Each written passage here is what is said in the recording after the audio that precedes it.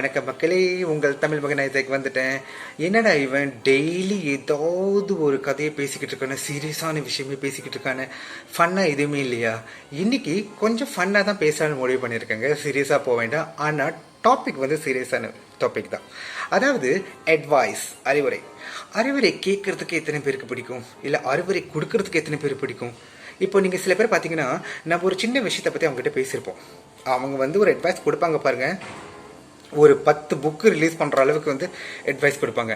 நம்ம கேட்டது வந்து ஒரு சின்னோண்டு விஷயம், அது ஒரு 2 லைனில் முடிச்சிடலாம். ஆனால் இவங்க அப்படியே ட்ராக் பண்ணுவாங்க. நம்மளுக்கு வந்து பாதி நேரத்துலேயே போர் அடிச்சிடும். ஆமாவா இல்லையா? இன்னைக்கு நம்ம அட்வைஸ் கொடுக்கறத பற்றி பேச போகிறது இல்லைங்க, அட்வைஸ் வாங்கிக்கிறது. அதாவது நம்ம யாராச்சும் நம்மளுக்கு அட்வைஸ் கொடுத்தா நம்மளால வாங்கிக்க முடியுமா அப்படின்னு பார்ப்போமா? அதுதாங்க இன்னைக்கு பேச போகிறோம். ஸோ அட்வைஸ் வந்து எல்லாருமே வந்து ஃப்ரீயாக கிடைக்குதுன்னு சொல்லுவாங்க. அட்வைஸ் சொல்கிற நீ வந்து ஈஸியாக சொல்கிற அட்வைஸு, நான் அனுபவிக்கிறேன், எனக்கு தான் தெரியும் அதோட வேதனை அப்படின்னு சில பேர் சொல்லுவாங்க. ஆனால் சில பேர் வந்து அது உண்மையிலேயே அனுபவிச்சு சொல்லியிருப்பாங்க. அவங்க எக்ஸ்பீரியன்ஸில், அவங்க வாழ்க்கையில் நடந்த விஷயத்தில் வந்து பேஸ் பண்ணி சொல்லுவாங்க. சொல்கிற விஷயத்தை சுருங்க சொன்னால் யாருக்குமே போர் அடிக்காது. அதை நீங்கள் வந்து உணர்ந்திருக்கீங்களா? இப்போது அவங்க சொல்கிற விஷயம் வந்து ரொம்ப நல்ல விஷயமா இருக்கும். அவங்களோட எக்ஸ்பீரியன்ஸில் வந்து அவங்க சொல்கிற விஷயம் வந்து பர்ஃபெக்டாக இருக்கும். ஆனால் ரொம்ப ட்ராகியாக இருக்கும். அப்படி ஜவ்வு மாதிரி போகும்போது நம்மளுக்கு செம்ம போர் அடிக்குங்க. நான் உங்ககிட்ட ஒரு விஷயம் தானே கேட்டேன், ஒரே வார்த்தையில் முடிச்சிருக்கலாமே, எதுக்கு இவ்வளோ பெரிய எஸ்ஐ கொடுக்குற அப்படின்னு நம்மளுக்கு தோணும். இப்போது எங்கள் வீட்டில் வச்சுக்கிட்டு எங்கள் அம்மா வச்சுக்கிட்டிங்கன்னா அவங்க வந்து ஆரம்பிப்பாங்க, அந்த காலத்துலலாம் நாங்கள் இப்படி இருந்தோம் அப்படின்னு சொல்லி ஆரம்பிச்சது. ஐயோ போர் அடிக்குதே, அந்த காலத்து கதைக்கு போயிட்டீங்களா அப்படின்னு நம்மளுக்கு தோணும். எத்தனை பேருக்கு இந்த மாதிரி அப்பா அம்மா உட்காந்து நம்ம கிட்ட ஒரு அட்வைஸ் சொல்லும் போது உட்காந்து கேட்டிருக்கோம். ஆக்சுவலி அவங்க சொல்கிற விஷயம் வந்து ரொம்ப லாங்காக இருந்தாலும், சில விஷயம் வந்து மிகைப்படுத்தி சொல்லியிருந்தாலும் அதில் கண்டிப்பாக நல்ல ஒரு சுவாரஸ்யம் இருக்கும். ஏன்னா அவங்க வந்து நம்மளுக்கு முன்னுக்கு பிறந்தவங்க, அவங்க கொஞ்சம் எக்ஸ்பீரியன்ஸ் ஆன ஆளு தான். ஸோ அவங்க சொல்கிற விஷயங்கள் வந்து தப்பாக இருக்கலாமா இருக்காதாங்கிறது வந்து இங்கே வந்து வாதம் இல்லை. ஆக்சுவலி நம்ம வந்து டைமை வந்து அவங்களுக்கு கொடுக்கணும். அவங்க சொல்கிற விஷயத்துக்கு நம்ம உட்காந்து கேட்கணும். சம்டைம்ஸ் வந்து அது ரொம்ப ஹெல்ப்ஃபுல்லாக இருக்குங்க. இப்போது நான் ஒரு விஷயம் உங்கள்கிட்ட சொல்கிறேன்னு வச்சுக்கோங்களேன். நீங்கள் என்ன நினைப்பீங்க, உனக்கு என்ன தெரியும், நீ தெரிஞ்ச மாதிரி எல்லாத்தையும் பேசுகிற அப்படின்னு. அதனாலேயே சில பேர் அட்வைஸ் கொடுக்கறதே பயப்படுறாங்க. அட்வைஸ்னால் ஒரு கெட்ட வார்த்தை ஆயிடுச்சு. இப்போது அறிவுரைங்கிறது வந்து யாரும் சொல்கிறதுக்கே தயங்குறாங்க. ஒப்பீனியன்ங்கிற ஒரு வார்த்தை சொல்கிறதுக்கு தான் இப்போ வந்து திஸ் இஸ் மை ஒப்பீனியன் தான் சொல்கிறாங்களே தவிர இது என்னோட அட்வைஸ்னு சொல்ல மாட்டாங்க. அந்த காலம் போக்கில் வந்து அந்த அட்வைஸ், அந்த அறிவுரைங்கிற வார்த்தை வந்து அழிஞ்சு போயிடும் போல். ஏன்னா வந்து எல்லாரும் வந்து ஏன்னா அந்த ரிசீவர், அதாவது கேட்குறவங்க வந்து ரெஸ்பான்ஸ் பண்ண மாட்டாங்க. நீ என்னெல்லாம் எனக்கு போய் அட்வைஸ் பண்ணுற அப்படிங்கிறத வந்து எல்லாரும் வந்து அந்த மாதிரி ஒரு கான்செப்டில் கொண்டு வந்துடுறாங்க. அதனால அட்வைஸ் கொடுக்குறவங்க வந்து ரொம்ப பயப்படுறாங்க சில விஷயங்களை ஷேர் பண்ணுறதுக்கு. ஆனால் இது எல்லாரும் இல்லைங்க, சில பேர் வந்து தைரியமாக வந்து அவங்களோட கருத்துக்களை வந்து முன் வைப்பாங்க, அட்வைஸ் கொடுப்பாங்க. ஒன்று பேஸ் ஆன் எக்ஸ்பீரியன்ஸாக இருக்கும், இல்லைன்னா வந்து படித்த விஷயங்கள், பார்த்த விஷயங்கள், அனுபவித்த விஷயங்கள், தெரிஞ்ச விஷயங்களை வந்து அட்வைஸாக வந்து சில பேர்கிட்ட சொல்லுவாங்க.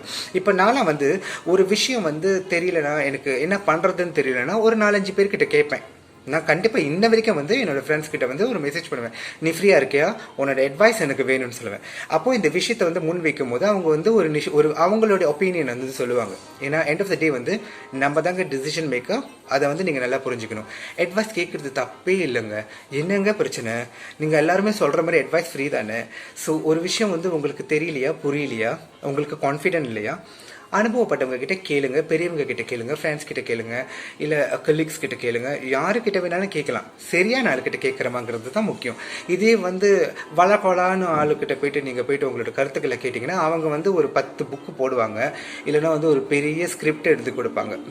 அவங்களுக்கு இருக்கிற டைமுக்கு, நம்மளுக்கு இருக்கிற டைமுக்கு வந்து நம்ம இதெல்லாம் வந்து ஃபாலோ பண்ணுறதுக்கு ரொம்ப கஷ்டம். சரியா? ஸோ நீங்கள் வந்து என்ன பண்ணலான்னா, சரியான ஆள்கிட்ட போயிட்டு எனக்கு இந்த மாதிரி ஒரு விஷயம் நடக்குது, எனக்கு வந்து உன்னோட அட்வைஸ் வேணும், உன்னோட ஒப்பீனியன் வேணும்னு கேட்கும்போது அவங்க வந்து 1-2 லைனில் சொன்னாங்கன்னா ஒரு 4-5 பேர்கிட்ட விசாரித்து 4-5 பேர்கிட்ட பேசி எண்ட் ஆஃப் த டே நீங்கள் நல்லா புரிஞ்சுக்க வேண்டிய விஷயம் என்னென்னா, ஒவ்வொரு விஷயத்துக்கும் டிசிஷன் மேக்கர் வந்து நீங்கள் தான் ஃபைனலாக டிசிஷன் எடுக்க போகிறீங்க. உங்களுக்காக யாரும் முடிவு எடுக்க போகிறதில்ல. அதனால அறிவுரை கேட்குறது தப்பில்லை.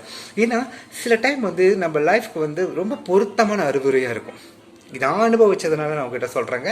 நான் வந்து என்றைக்குமே நல்ல கதை கேட்பேன். எனக்கு வந்து நிறைய ஒரு ஆள் உட்கார வச்சு என்னை கதை சொன்னாங்கன்னா நான் கேட்டுக்கிட்டே இருப்பேன் அந்த கதையை. ஏன்னா வந்து எனக்கு கதை கேட்கறதுனா ரொம்ப பிடிக்கும். அந்த கதையிலேருந்து எனக்கு என்ன வேணுமோங்கிறத வந்து நான் கிராப் பண்ணிக்குவேன். என்னோட பாயிண்ட்ஸை நான் எடுத்துக்குவேன். சரி, இதை வச்சு நான் என்னுடைய இந்த பிரச்சனையை சமாளிக்கலாம், இதை வச்சு நான் என்னுடைய அந்த பிரச்சனையை சமாளிக்கலாம், இல்லை என்னுடைய அடுத்து என் வாழ்க்கையில் நான் எப்படி நகர போகிறேங்கிறத வந்து சில விஷயங்களை வந்து அதிலிருந்து நான் சேகரிச்சுக்குவேன்.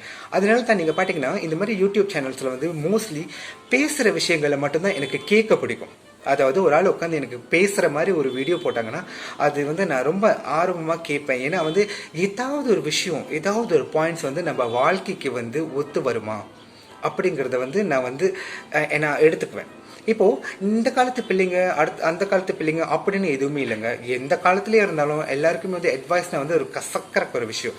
அதனால் நீங்கள் என்ன பண்ணலாம், உங்கள் வீட்டில் உள்ள பிள்ளைங்க கிட்ட வந்து அட்வைஸ் வந்து கேட்குறதுல எந்த விதமான தப்பும் இல்லை அப்படின்னு நீங்கள் ஒரு உதாரணமாக ஆகணும்.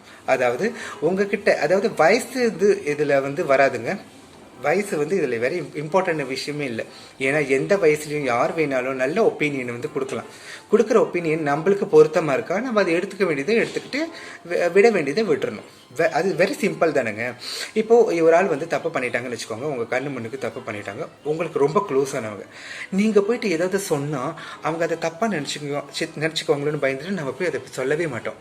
சரி, இவன் என்கிட்ட போய் சொன்னால் இவன் என்னை பற்றி தப்பாக நினச்சிக்குவான், இல்லை திருப்பி நீ யார் என்னை கேட்கறதுக்கு அப்படின்னு கேட்டுருவானோன்னு பயந்து நிறைய விஷயங்களை வந்து நம்ம விட்டுருவோம். அது தப்புன்னு தெரியும். எப்படி போனால் வந்து அட்வைஸ் சொல்ல வந்துட்டியா, அந்த சுச்சுவேஷனில் நீ இருந்தியா இல்லை நான் இருந்தேனா அப்படின்னு ஒரு கேள்வி வரும்னு சொல்லிட்டு நம்ம பயந்துட்டு விட்டுருவோம். சம்டைம் வந்து இது வந்து நம்மளோட நெருங்கிய உறவு, பெஸ்ட் ஃப்ரெண்டாக இருக்கலாம், இல்லை ஃபேமிலி, ஹஸ்பண்ட் ஒய்ஃப், பிள்ளைங்க, இந்த மாதிரி இருக்கு. தைரியமாக போய் சொல்லும் போது இவங்க திருப்பி மூஞ்சால் அடித்த மாதிரி கேட்டுருவாங்களோன்னு நிறைய விஷயங்களை வந்து நம்ம கேட்கறது வந்து விட்டுருவாங்க. ஆனால் இது வந்து நாளடைவில் வந்து ப்ராப்ளம் ஆகாது. இப்போ உங்களோட கண் பார்வையில் வந்து அவங்க செய்கிறது தப்புன்னு தெரியும், அவங்களோட கண் பார்வையில் அது சரியாக இருக்கலாம். ஆனால் உங்களோட ஒப்பீனியனை வந்து நீங்கள் போய் சொல்லனா இது நீங்கள் வந்து லைக் எதுக்காக நீங்கள் இது நீங்களே வந்து அதை வளர்க்குற மாதிரி ஆகாதா? ஒருவேளை நீங்கள் போய் அவங்ககிட்ட கேட்கும் போது தான் அதில் விஷயங்களை எடுத்து சொல்லும் போது அவங்களுடைய பக்கத்தோட நியாயத்தை நீங்கள் கேட்கலாம். நீங்கள் என்ன நினைக்கிறீங்க, உங்களோட வியூஸ், உங்களோட பாயிண்ட் ஆஃப் வியூ நீங்கள் சொல்லும் போது அவங்களுக்கு அது சரியாக பட்டுச்சுன்னா அவங்களும் திருந்துறதுக்கு வாய்ப்பு இருக்குல்ல. பயந்துட்டே தள்ளி போனால் உறவுகள் வந்து கெட்டுதாங்க போகும். அவங்க செய்கிறத தொடர்ந்து செஞ்சுக்கிட்டு தான் இருப்பாங்க.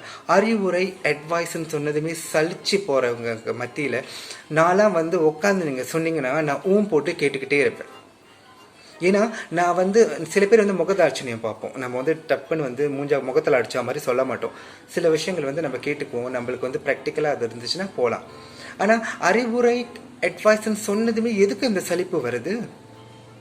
ஏன்னா நம்ம வந்து டெய்லி வந்து லைஃப்பில் ஏதாவது ஒன்று வந்து படிச்சுக்கிட்டு இருக்கோம், கற்றுக்கிட்டு இருக்கோம். எல்லாமே கட்டுறது கைமண் அளவுங்க, கற்காதது உலக அளவுன்னு சொல்லுவாங்க, கடல் அளவுன்னு சொல்லுவாங்க. நிறைய விஷயங்கள் நம்மளுக்கு தெரியாத போது ஒருத்தவங்க அனுபவசாலி வந்து நம்மக்கிட்ட சொல்லும் போது அவங்க சொல்கிறத கேட்குறதுல என்ன தப்பு இருக்குது?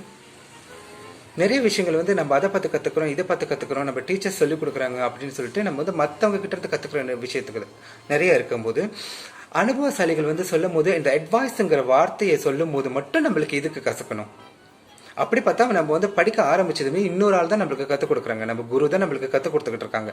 ஸோ அவங்க கிட்ட இருந்தால் நிறைய விஷயங்களை நம்ம கற்றுக்குறோம். அப்போது அது வந்து நம்மளுக்கு வந்து சலிப்புத்தன்மை வரலையே. ஆனால் அட்வைஸ் அறிவுரைன்னு சொல்லும் போது நம்மளுக்கு சலிச்சு போச்சு. என்னடா இதே தான் பேசிக்கிட்டு இருக்காங்க, வாயத்தால் தான் இதுதான் பேசுகிறாங்கன்னு. பேசுகிறவங்க எல்லாமே நம்ம நல்லதுக்காக தான் பேசுவாங்க. குறிப்பாக நம்ம பேரண்ட்ஸ் பார்த்தீங்கன்னா அவங்க நம்ம நல்லதுக்கு தான் சொல்லுவாங்க. நம்ம வயசு வந்து நம்மளுக்கு ஒரு கட்டத்துக்கு மேலே வந்து கொஞ்சம் சலிப்பு தன்மை வந்துடும், திரும்ப அதே சொல்கிறாங்கன்னு. ஆனால் இதுவே அந்த வயசு உங்களுக்கு வரும்போது நீங்கள் உங்கள் பிள்ளைங்களுக்கு சொல்லும் போது தான் உங்களுக்கு அது தெரியும், அம்மா அப்பா சொன்னது சரிதான் அப்படின்னு நீங்கள் உணர்வீங்க.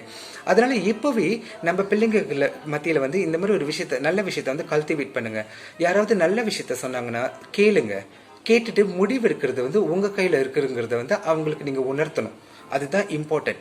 இப்போ நம்மளே வந்து ஒரு முன் உதாரணமாக இல்லைன்னா நம்மளுக்கு பேரண்ட்ஸ் இருக்காங்க வச்சுக்கோங்க, நம்மளோட பெரியவங்க யாராச்சும் இருக்காங்க, இல்லை நம்ம பிள்ளைங்களே நம்மக்கிட்ட ஒரு விஷயம் சொல்லும் போது நம்ம காது கொடுத்து கேட்கணும். அம்மா இதை செய்யாதீங்க, அப்பா இப்படி செஞ்சால் சரியா இருக்கும் அப்படி சொல்லும்போது, ஓ அப்படியா, ஏன் நீ அப்படி சொல்கிற அப்படின்னு அவங்க கிட்ட எக்ஸ்பிளனேஷன் கேளுங்க. நீ யார் எனக்கு சொல்கிறதுக்கு நம்ம அவங்க கிட்ட கேட்டால் நீ யார் எனக்கு சொல்கிறதுக்கு அவங்க திருப்பி நம்மளை கேட்கறதுக்கு சான்சஸ் நிறையா இருக்குது. ஆமாம் இல்லையா? நல்லா யோசிச்சு பாருங்க. அட்வைஸுங்கிறது ஒரு நல்ல விஷயங்க. ஆனால் அட்வைஸ் கொடுக்கும்போது தயவு செஞ்சு அதை ஷார்ட் அண்ட் ஸ்வீட்டாக வச்சுக்கோங்க.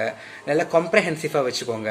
ரொம்ப இழுக்காதீங்க. ஏன்னா ட்ராகியான ஒரு விஷயம் சலிப்புத்தன்மையை சீக்கிரம் கொண்டு வரும். ஷார்ட்டாக சொல்லிட்டு எல்லாருமே சந்தோஷமாக இருப்போமே.